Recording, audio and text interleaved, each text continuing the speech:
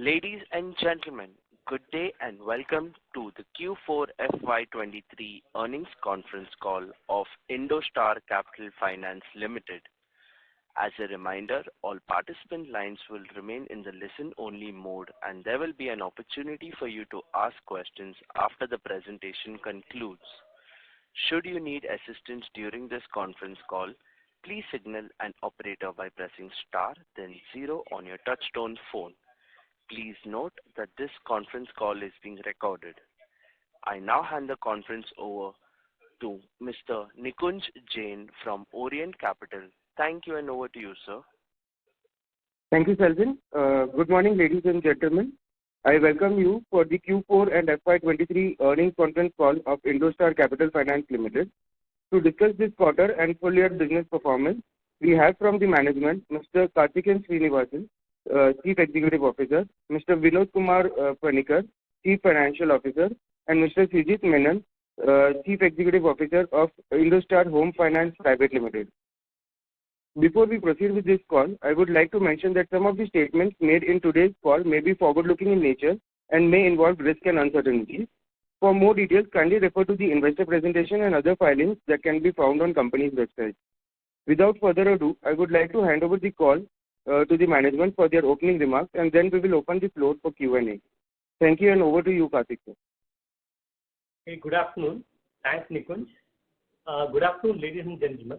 I, Karthikeyan Srinivasan, would like to extend a warm welcome to each one of you for attending our conference call on the earnings for the fourth quarter and financial year ended March 23. Joining me on the call are Mr. Vinod Panikkar, our Chief Financial Officer, and Mr. Srijit Menon, the Chief Executive Officer of IndoStar Housing Finance. We are pleased to report a profit after tax of Rs 225.2 crore for the full year FY23 as compared to a loss of Rs 736 crore for the full year FY22. Disbursements were at 2,099 crore for the year and 898 crores for the quarter, up by 72% from 522 crore in quarter 3 of FY23. The total AUM stood at 7,813 crores. As an organization, we are focusing on the used commercial vehicle segment and the affordable housing segment. As you are aware, according to the latest reports of CARE as well as ICRA, domestic automobile sales grew by around 20% year on year, and each of the categories witnessed double-digit growth. We saw two-wheelers moving up by 17%, passenger vehicles by 27%, commercial vehicles by 34%, and tractors by 12%. Particularly in the commercial vehicle segment, the growth of 34% has been robust based on and has crossed the peak of 2018-19, making it the second highest domestic sales. The demand outlook for this segment remains positive due to the continuous focus of the central government on the infrastructure, as well as the implementation of the onboard diagnostic device, the stage 2A price hike. All these have been driving the commercial vehicle segment. What has happened due to this new commercial vehicle momentum is this has given a large impetus to the used commercial vehicle market, immediately creating a pool of second-hand commercial vehicles, which is IndoStar's stated target segment. UCV, which has a much lower ticket size and typically are purchased by medium distance operators between local towns, plays to companies' strengths and our branch network reach in the Tier 2 and Tier 3 towns is with the company's retailization strategy. To capture this growth in the used commercial vehicle segment, our focus has been on investing in technology and digitization to improve our operating turnaround times and productivity. This also helps us drive our operating cost efficiency. To capture this, we have launched a new digital process which will ensure customer convenience and will ensure a quicker turnaround. This will also create a USP for us in the Tier 3, Tier 2, Tier 4 towns which we are in and ensure that our performance is sustained.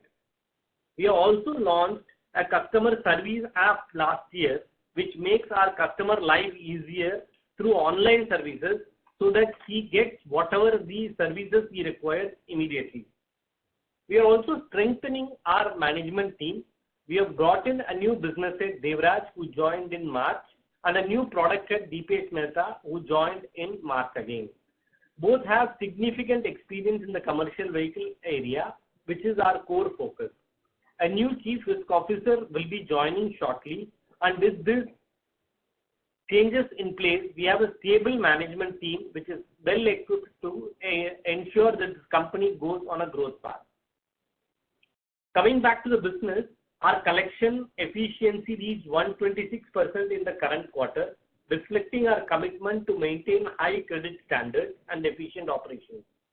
The collection against the pool which we sold to ARC last year also gives us confidence in obtaining write-backs in the future.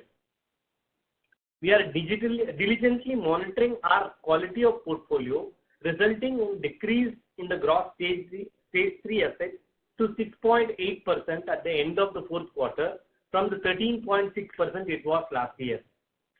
Before I hand over to Mr. Vinod, I would like to mention that Everstone Capital has successfully completed the sale of 14.21% of the company's total paid-up share capital, making the company compliant with the minimum public shareholding requirements. We thank the new investors who have put faith and capital in the company's vision, mission, and the management execution ability. I would also like to highlight that the rating agency CARE has removed the rating watch with negative implications as on March 31, 2023, and assigned a stable outlook to the instruments and facilities of IndoStar. With the strengthening of the management team, the strengthening of our processes, improvement in liquidity, and a buoyant economy, we are confident of our ability to capitalize on the growing used commercial vehicle market and expand our business. We are also optimistic that the digitization process and the technology which we are driving will ensure that we are able to ride the used commercial vehicle growth in India. Also, the low base which we have will ensure that we exhibit strong growth over the next few years and at a much higher pace than the industry. With this, now I'd like to hand over the call to our CFO, Mr. Vinod Panikkar, to present the company's financial performance. Sir. Thank you, Karthikeyan, and good afternoon to all of you. We sincerely appreciate your presence on this conference call today. Allow me to provide you with an overview of the financial performance for the past quarter and the fiscal year that went by of March 23. The years, as we had communicated in the last quarter conference call also, was a challenging one. Despite these challenges, we are pleased to report a profit after tax of 76 crores for the quarter compared to a loss of 754 crores in the same quarter last year. Similarly, for the full fiscal year, the PAT was at 225 crores compared to a loss of 737 crores in the previous year. These improvements were primarily driven by a reduction in impairment cost. Due to the various issues identified last year, we had to make substantial provisions. While I would say that many of these were conservative provisions, but that were made by us. We have been able to reverse a lot of these provisions, and also the provisioning requirements on the new portfolio has been much lower, which indicates that the new sourcing which has happened is of extremely high quality. Our yields have significantly improved, and we have shifted our focus to the Tier 3, Tier 4 market, with 90 to 95% of our disbursement happening in the used commercial vehicle space, where the yields are significantly better. In terms of the operating expenses, we recorded a total cost of 66 crores for the fourth quarter, representing a 22% decrease over the same quarter last year. The reduction this quarter is mainly on account of reversal of unvested ESOPs that were charged to P&L in the previous year. In terms of collection, we have been able to achieve a total collection of 918 crores during the current year, quarter, an increase of 8% compared to the immediately preceding quarter. Our gross collection efficiency reached 126 crores in the current quarter, reflecting our commitment to maintaining high credit standards and efficient operations. With this, all the 4 quarters, we have been able to have a collection efficiency of 125% plus, which is definitely speaking volume of the collection efficiency that we have been showing in the last financial year. The collections against the pool sold to the ARCs have also given us confidence that we'll be writing back a lot against the SRs in the future, in the coming quarters. We are diligently focusing on the quality of our portfolio, resulting in an increase in gross stage 3 assets to 6.8% at the end of the 4th quarter. This downward trend has continued in each quarter, with the stage 3 reaching 479 crores in absolute numbers as of end of March 23 from 1,203 crores that was there as of March 22. The stage 2 asset also experienced a decline, coming down from 1,770 crores to 1,203 crores as of end of March 23. These achievements reflect our commitment to maintaining a healthy loan portfolio going forward. Mind you, these figures are not strictly comparable, as in the March year end, there is an higher delinquency due to the Onan impact, which I would want to mention upfront. Our consolidated net stage 3 was at 3.2, demonstrating effectiveness of our credit risk management strategy, which has improved from 6.4% as was seen as of 31st March 22. In terms of funding, we successfully raised 900 crores in the 4th quarter of FY23, and for the full year, 3,967 crores was raised, contributing to the healthy liquidity position. As of 31st March, we had maintained a cash and cash equivalent of approximately 1,069 crores, representing a 17% increase over the immediately preceding quarter. Our capital adequacy at 31.5% and the debt equity of 1.8 times shows that we have got ample headroom for growth in the future, and we are confident that we will be driving profitable growth in the coming quarter and the years. Our asset under management of 7,813 crores is a 2% increase compared to the immediately preceding quarter. This is the first time our AUM has grown after 3 consecutive quarters of decline. We have seen an increased disbursement of 898 crores in the current quarter, up from 522 crores in the immediately preceding quarter. This growth can be attributed to the strong focus on the retail segment, which on an overall basis accounted for 85% of 6,587 crores of our total AUM.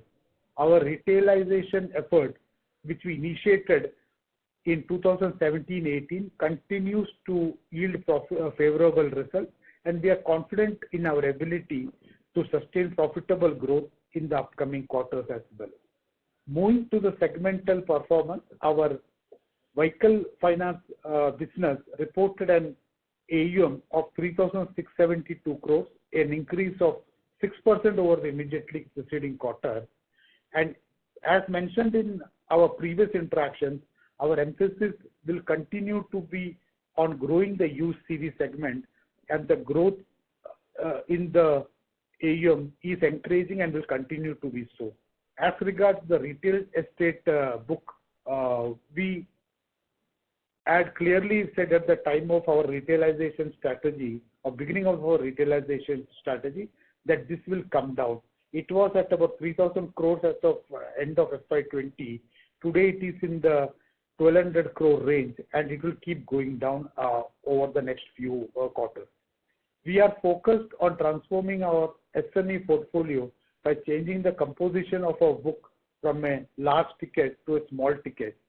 Now I would like to invite my colleague Srijit Menon to provide further insight into our housing finance business. Remains a very key focus area for us. Come on, Srijit. Thank you, Vinod. Good afternoon, everybody. As many of you already know, IndoStar Home Finance is an affordable home finance company with primary focus in providing high-yielding housing loans, typically ranging from 14.5% to 15.5%. Our portfolio consists of loans with an average ticket size of INR 8.9 lakhs. And I'm proud to say that we maintain a best-in-class asset quality with a net stage 3 rate of close to 0.9% and healthy spreads across our portfolio. We have laid a very strong foundation in this year with a robust branch infrastructure and a dedicated team of employees. With these resources in place, we are fully committed to expanding our assets under management and more than doubling it over the next 2 years. This is what we have been able to achieve in the last 3 years as well, including the period of the pandemic. In FY22, we witnessed a significant increase in our disbursements, doubling of the figures compared to the previous year.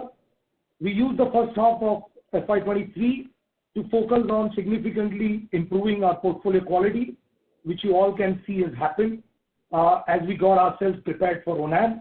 And in the last quarters, we went back to ramping up our disbursements.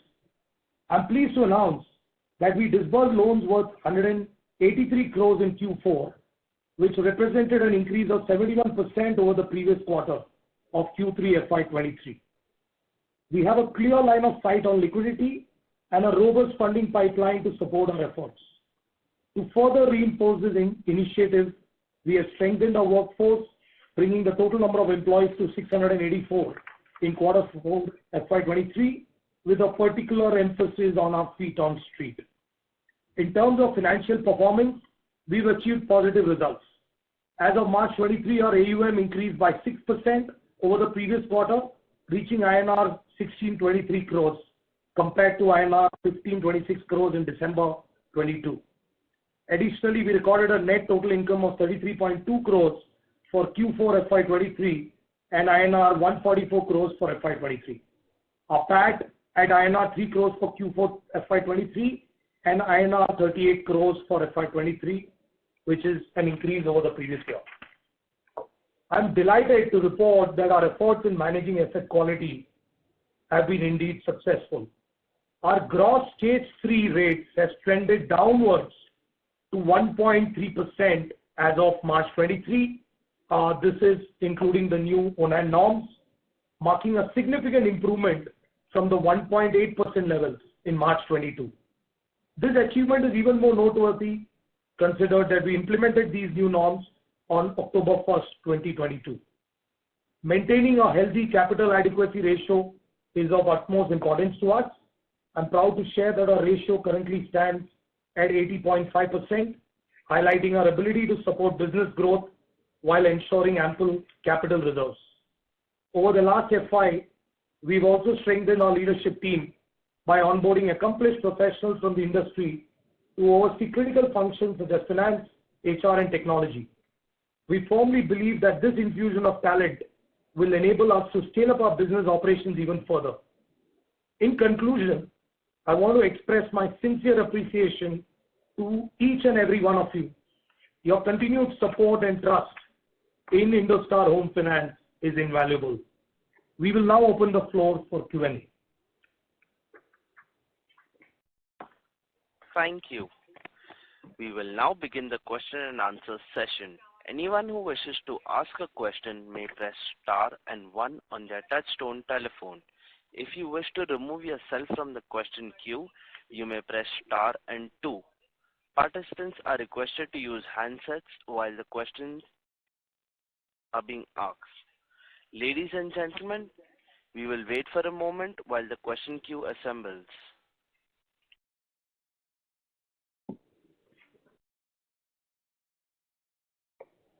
The first question is from the line of Vivek Ramakrishnan from DSP Mutual Fund. Please go ahead. Good afternoon and congratulations on steady performance. My questions were twofold. One was on the stressed portfolio that you sold, and you have some, and you also retained a certain component of that. How is the collection efficiency in that portfolio working out? That's question number one. And question number two is on a standalone basis. If you take out the ESOP which I've done, sequentially the operating costs seem to have come down. If I read it right, from 48 to 44 crores. What would you say is the trend or going to be the trend in operating costs in the future? Thank you.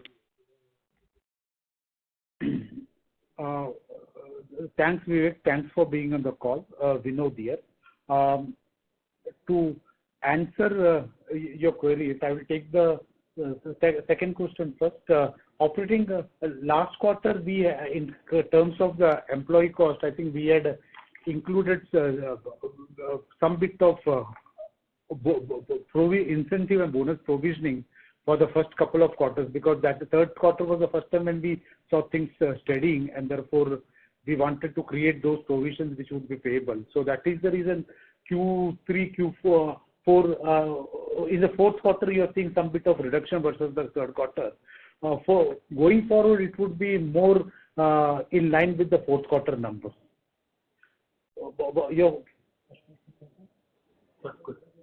On the collection against the stress pool, like both Karthik and me, both of us had told during our speech, the collection against the sold portfolio has been excellent, in a sense that in the last transaction that we did, not only the amount that we received in cash against the sale, that has got collected. We have been able to collect substantial amount of collection against the SRs as well. We had actually felt we had actually given a commitment that against the 250 crores that we got upfront would get collected by June of 23.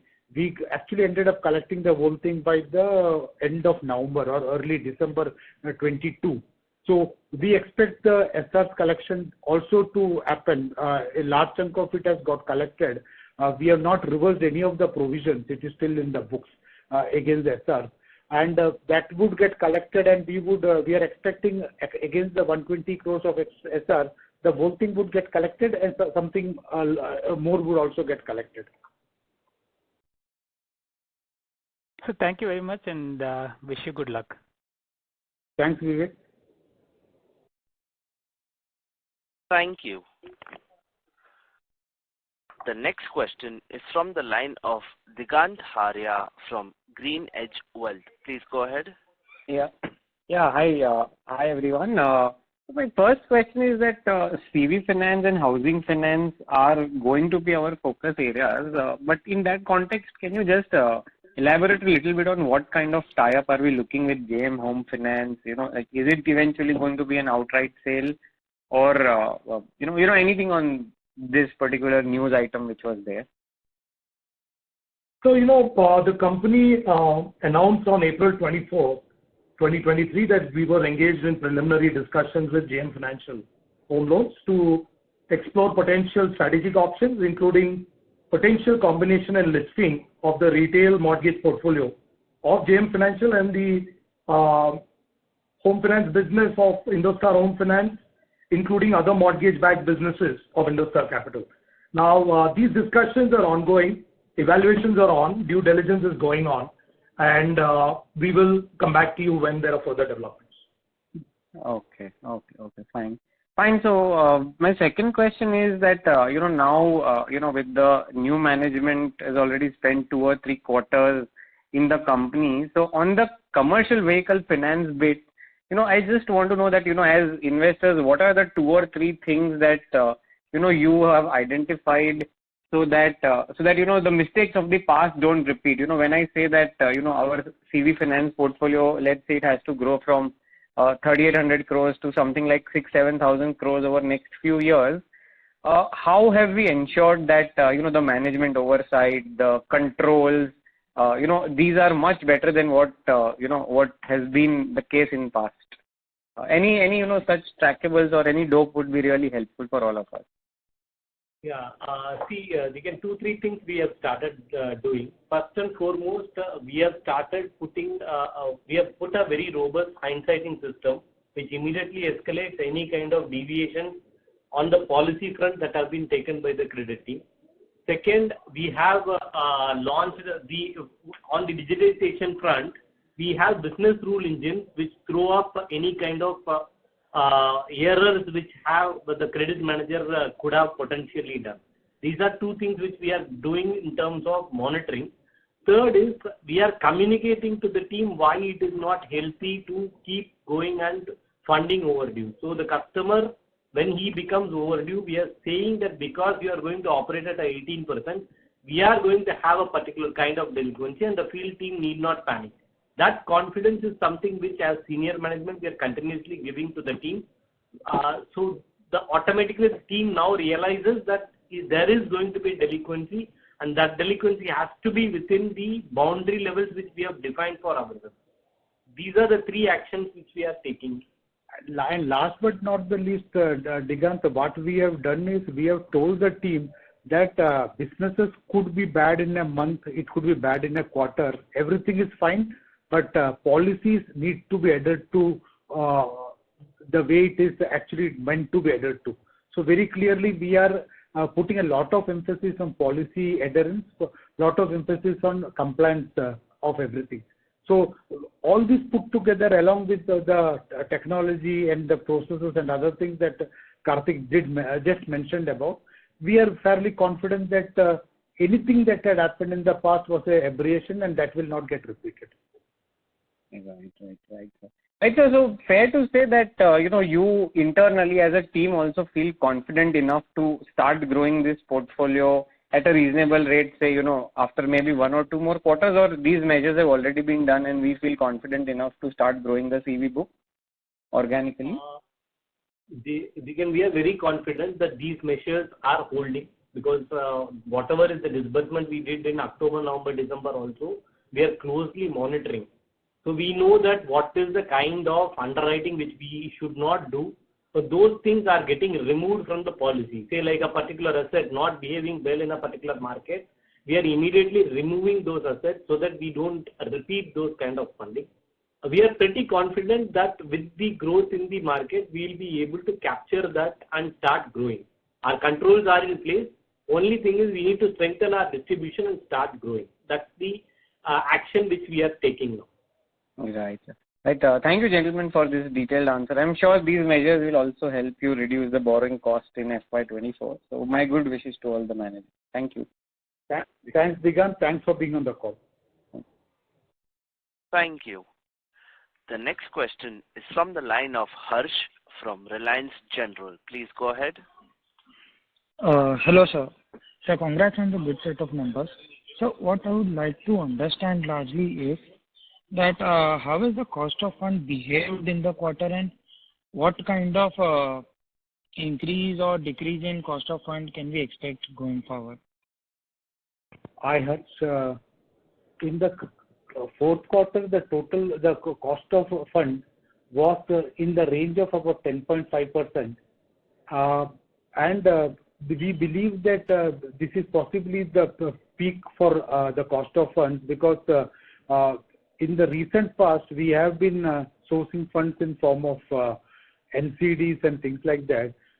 We were all waiting for the Q4 results to come so that we can, with the financials, go to the banks and ask for funds. We have been speaking to most of the banks and their ask was simple, saying that no, come back to us after the fourth quarter. We are very keen to look at it. We are very confident that the banks funding would come to us and the overall cost of funds should start going down then after the next couple of quarters. Okay, sir, got it. Sir, and on the yields, so if we have to look, so how would the portfolio yields shape up going ahead? So if I understand that corporate and SME book, we are running it down. Correct. So So any impact of that which we'll see on yield or margins? See, currently, our focus is on two lines of businesses. One is CV, and the next one is housing finance. The corporate and the SME are the portfolios where we are saying that we will try to reduce it over a period of time. And those are the ones which possibly the yields are lower. CV, we have said in the past, I'm repeating it, it's in the yields are in the range of 18 to 18.5%. And housing finance is also equally good. With housing CV business as of end of March, the CV portfolio was at about 47% of the total. And we expect that as a percentage to go up significantly. And when that goes up, the overall yield, because that becomes a larger portion of our total AUM, our overall yield will start looking up. CV is at about 47%, housing finance was at about 21%. So when the 47 becomes higher, and which we are confident of because we are looking at the major growth in the current year, the overall yields will start going up. We have said that to the previous question, we have said that the interest or cost of funds will come down, and that will help us to increase the overall net interest income. Okay, sir. So thank you for answering my question. I will come back in queue for further questions. Thanks. Thank you. The next question is from the line of Sumit Bhalotia from MK Ventures. Please go ahead. So congratulations for the good set of numbers. Can you elaborate on the guidance that you have given on the full year disbursements for FY24? So this 350 crore average monthly disbursement target that you have given, this includes housing as well? No, CV we want to do 4,000 crores. That's the average 350 crores which we have mentioned. Housing will be a separate number which will 100 crores. Okay, housing will be 1,100 crores. So broadly 5,200 crores for the entire company. But because the rest of the segments, corporate and SME, would be flat to be growing, right?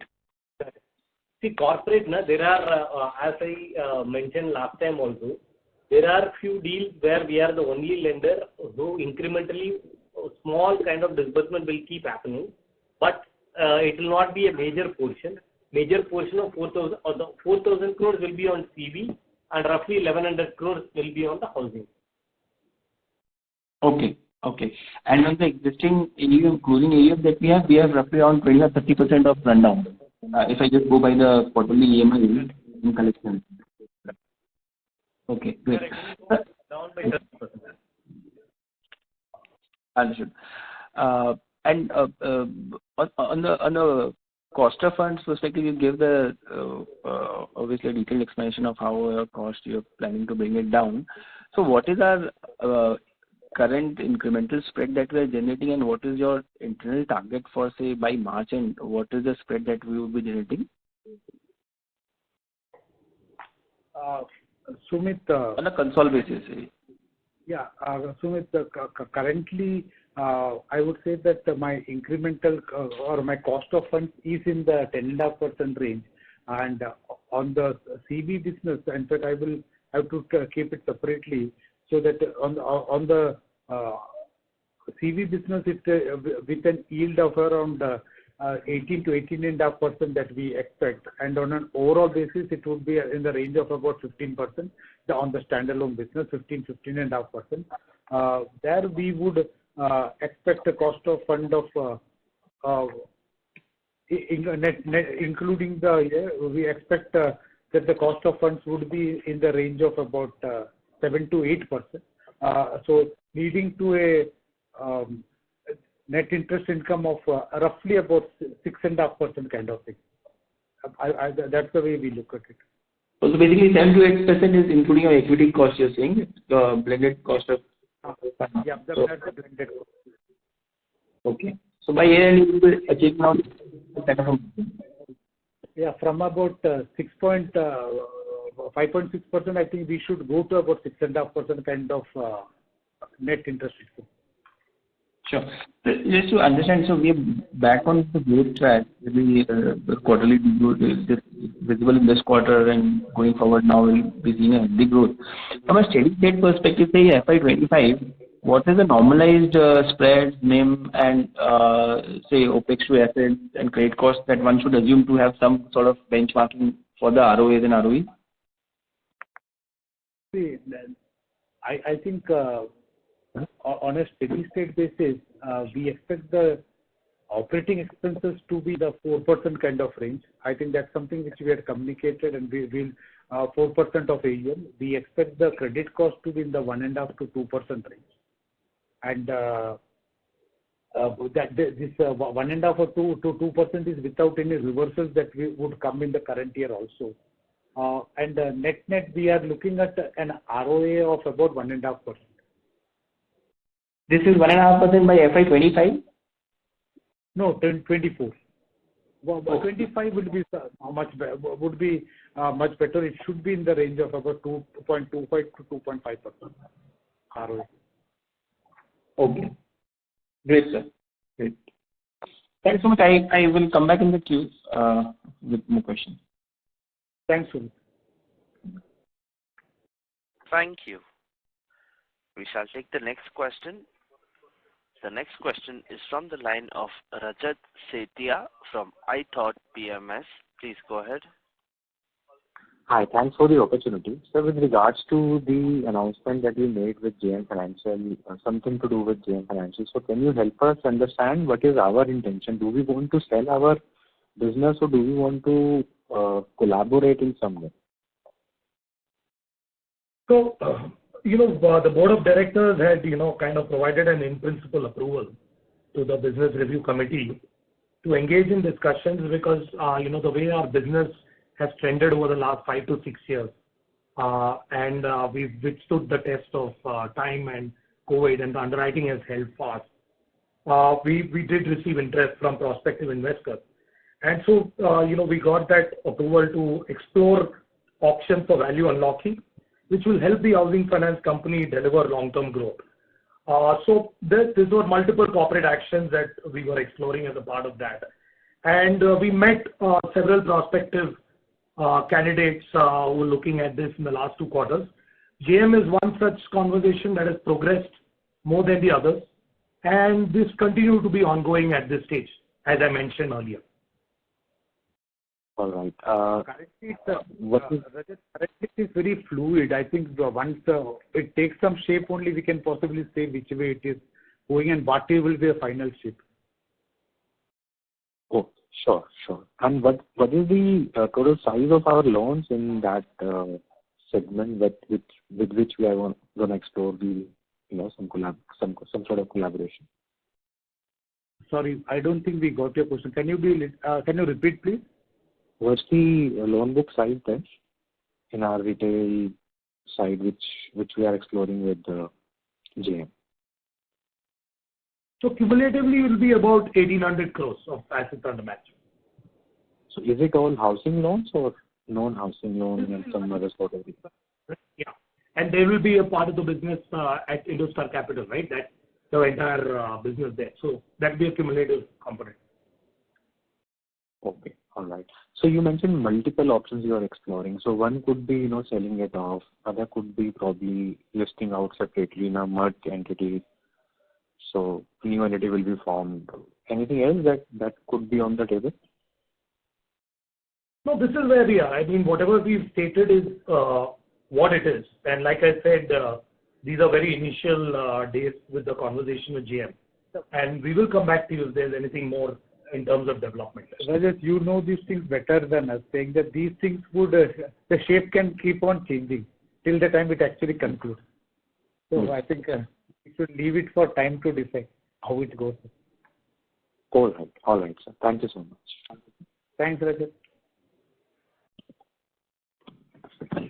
Thank you. Before we take the next question, a reminder to all participants that you may press star and 1 to ask a question. The next question is from the line of Rishikesh Oza from Robo Capital. Please go ahead. Hi, Thank you for the opportunity. Some question, if you could guide for book growth for next 2 3 years, and what kind of product mix are we looking out to? Sorry, Rishikesh, your line was breaking. Could you repeat it again? So my question is whether you could give us guidance on loan book growth for next 2 3 years, and also indicate on the product. Product will be used commercial vehicles and affordable housing on the loan book. Our intention is to have a book of roughly about 9,000 odd crores in the standalone business, that is the ICF, which would largely be commercial vehicle, and a book of about 4,000 odd crores in the housing finance business. That's in FY25. Okay. We have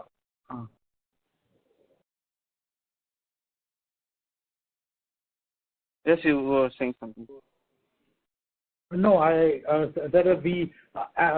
while you asked for 3 years, we have actually have more, I would say, clarity on what would be in 2 years from now. So we thought we should mention that. Okay, no problem. That will do. Thank you. Thanks. Thank you. The next question is from the line of Anand Mundra from My Temple Capital Advisors LLP. Please go ahead. Hi, thank you for the opportunity. My question was more on the qualitative side. I wanted to understand in both the products that we are trying to focus on, who are our customers and who are our competitors, and how are we trying to differentiate from our competitors, or what do we think is our competitive strength vis-a-vis our competitors? Yeah, I'll take this. Thanks, Anand. Thanks for the question. In the used commercial vehicle segment, our key critical competitors will be the larger players like Cholamandalam and smaller players in niche markets like an IKF Finance in Andhra or a Kopta in Western Maharashtra or a SK in Rajasthan. Plus, Sriram is also there. These are the major competitors. Our segments will be retail and FTU profiles, who are customers who have just taken a vehicle or who are planning to buy vehicles. These are our major focus areas in the commercial vehicle segment. If you look at it, the used commercial vehicle segment in India is very large. It is around 1.7 lakh crore market, and 40% of it is only with organized players. The balance 60% is with unorganized players only. Our ability to go and tap this unorganized segment will help us achieve the numbers what we are committing. The unorganized segment players operate at much higher rates than what we are offering, and also don't provide a seamless processing to these customers. That's the USP with which we are entering the Tier 3, Tier 4 market, so that we can capture the Tier 3, Tier 4 with our digitized product, which will be our USP, wherein the customers will be able to understand if a proposal will go through or not. That's the second USP with which we are doing. We are not saying that it is vastly different from what a large competitor is doing, but the reach at the Tier 3, Tier 4 market, where he will be having a differentiation between us and the unorganized player, will help us achieve the numbers. This is the strategy on the used commercial vehicles. On the housing, I'd like to say. So on housing, very clearly we are focused on the informal segment, which is the informal self-employed segment, primarily residing in Tier 3, Tier 4, and looking at constructing their own house. So our average ticket sizes are perfectly in sync with the affordable housing true blue definition of sub 1 million. And our competitors would largely be players like Aptus and Aavas, which are similarly focused on these markets and these customer segments. And we've actually been able to build a strong foundation in South, which is well recognized as a bastion for affordable housing in the country. And that's where we will continue to put our investments in. All right. Thank you for the detailed answers. On the CV side, I just had one more query. So typically, what is the loan tenure that we are looking at? Typically, used commercial vehicle is around 3 years is the tenure. 3 to 3.5. All right. And how does the recovery in this business work? Is it like more by calling the customer and trying to, if a loan goes bad, just calling the customer or trying to take possession of their vehicles, or how does it work? It is typically calling the customer, meeting him when he has the money. That's the what you call the fastest finger first strategy. Wherever you are there along with the customer, that's how the CV industry works. Recovery through stopping the vehicle is a very small portion. 2 to 3% of the portfolio will go through that process also. But typically, if you are there along with the customer in the hinterland market, the customer tends to come and pay you on time. Okay. And the current book that we have, the CV book, what would be the vintage of that book? Like how old approximately would that book be? That is around 19 MOB. All right. Okay, thank you. That's it from my end. Thank you. Thanks, Anand. Thank you. The next question is from the line of Jihan Bada from Nirmal Bang. Please go ahead. Yeah. Good afternoon, gentlemen. So my question is on the ROA guidance for FY25. So what would be the levers that would help us increase ROA from let's say 1.5% in current year to 2.5% next year?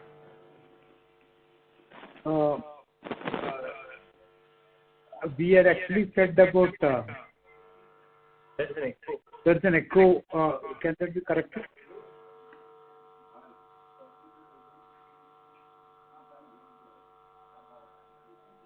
Hello. Yeah. So I'll repeat my question. I got your question.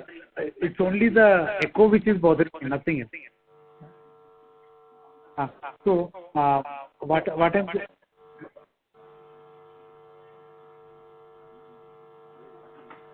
the levers for the change in the ROA would be mainly on account of increased yield, overall yield, which would be based on the higher yielding CV business that we'll be focusing on.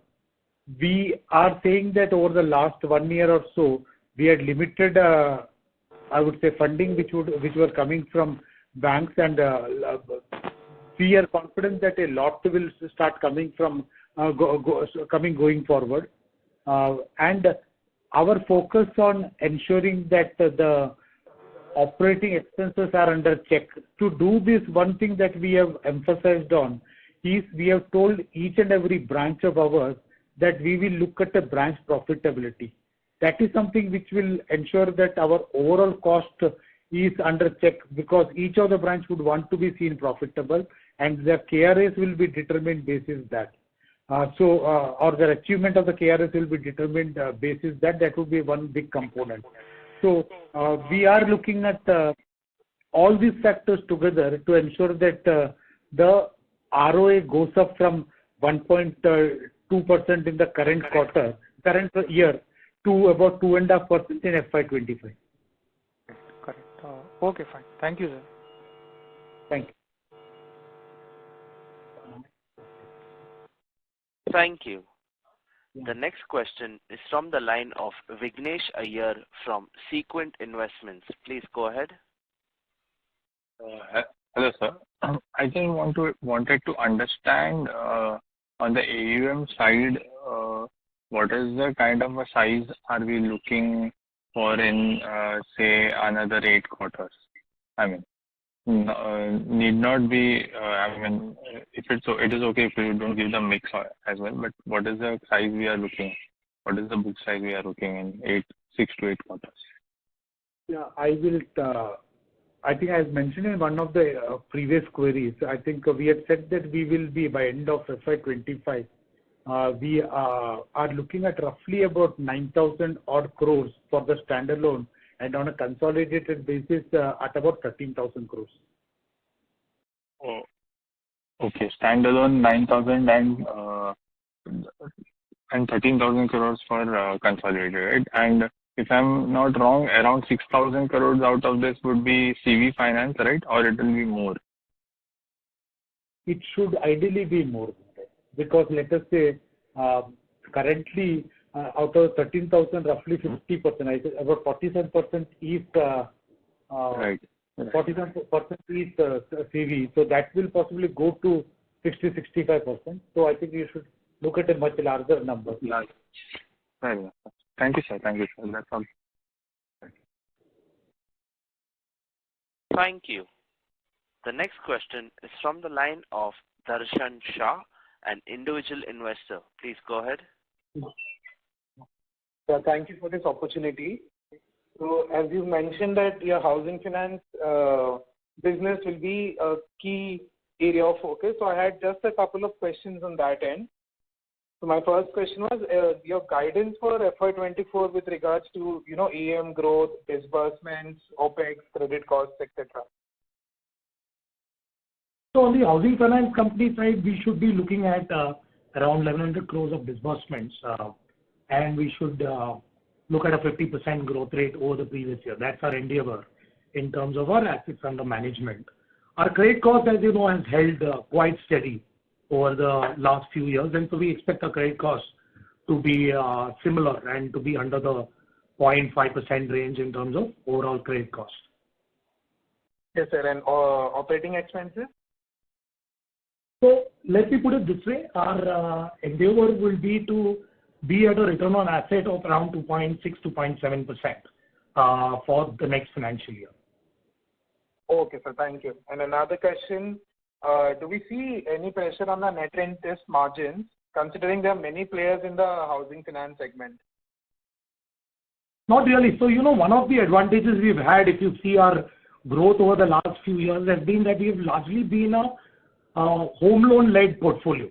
And you've seen a lot of the players have a inclination towards small ticket non-home loan products as well.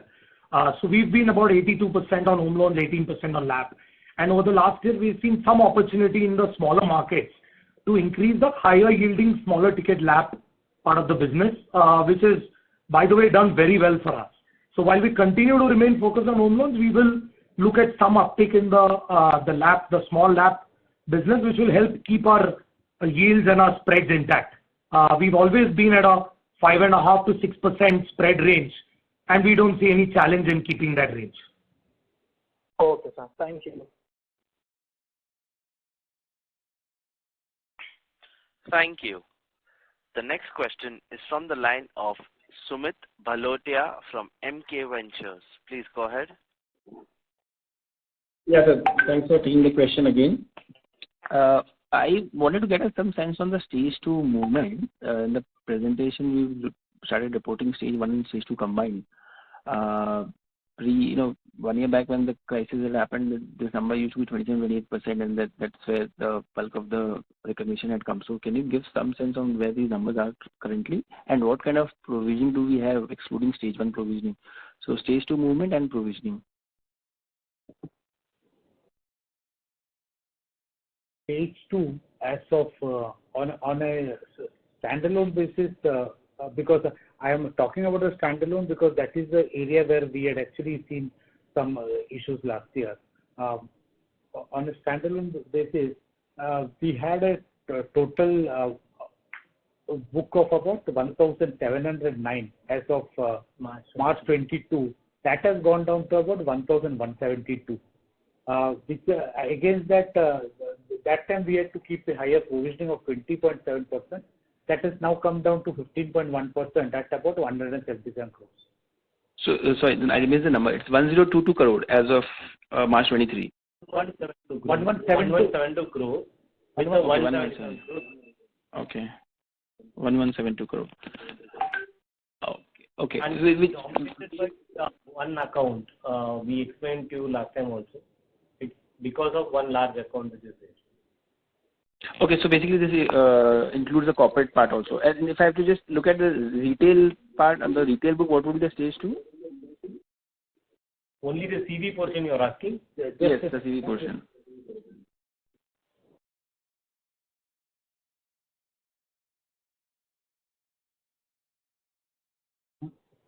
can we separately take it offline with you, Sumit? Sure. No, absolutely no issues on that front. So two questions on the CV front. One is that disbursement yields. I was just looking at the blended number which is reported. That has slightly come down on a quarterly basis. And second is on the bounce rate. I think you reported on a monthly basis. Also from September 22, it has slightly inched up from 10.5% to 12.8%. Any specific reasons for these two? See, the first question I didn't understand. The second question, bounce portion, I will answer. The first question, if you can repeat. Is the disbursement yields on CV book has slightly come down on a quarterly basis, whatever is reported in the presentation. In the current setup, yields are not moving down, it's been revised upwards. So, any reason for that? And secondly, on the bounce rate. No, the yields have remained almost flat only. There is no much difference between the yields. I'll just check it out. The bounce rates, because many of these customers have just entered into the banking space, always the initial portion of it, there is always an increase in the bounce rate.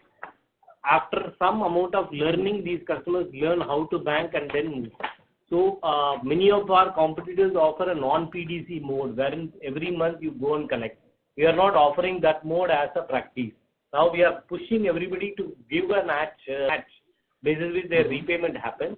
So the initial period for these customers to understand why it is important to come and pay on time, the initial months we'll see some bounce, then it will automatically stabilize. Yeah. To answer your first part of the question, why there has been a reduction in the yield on the disbursements in the fourth quarter versus the third quarter. Fourth quarter did see some 6 to 7% of the disbursements in the form of new CVs, and therefore the yield actually came down to 19.1. Okay. Now, maybe to answer your other question on that, you had asked about on a CV, stage 2 for CV specifically, it was 789 crores as of 31st March 22. That has gone down to 182 crores as of 31st March 23. Oh, so only 182 crore left. Oh, great. 182 crores. Yeah. This is very helpful, sir. Thanks so much. If time permits, there are two more questions. One on the housing finance part. The other expenses have shot up, and despite of AUM growth and lower employee expenses and provision reversal, our PAT has come down. So, what is the reasoning behind that? You are specifically looking at the fourth quarter? Yeah, specifically for the fourth quarter. Yeah. See, it is specifically on account of certain additional charges that we have taken, because there is a process of, I would say, cross-charge which happens on certain fixed costs. So, the figures are finalized in the fourth quarter. So, some additional charge has been taken. Understood. So lastly, question on net worth reconciliation. We did a profit of around 76 crore, reported profit of 76 crore, and our net worth has gone up by hardly 27 crore. So why is that? Just a second.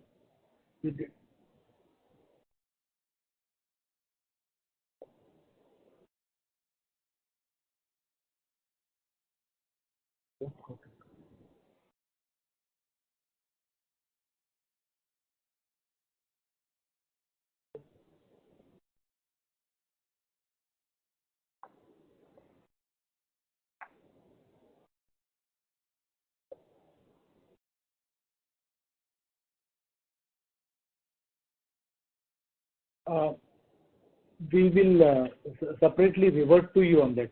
Sure. No worries. Thanks for the responses. Thank you. Thanks, Sumit. Thanks for being on the call.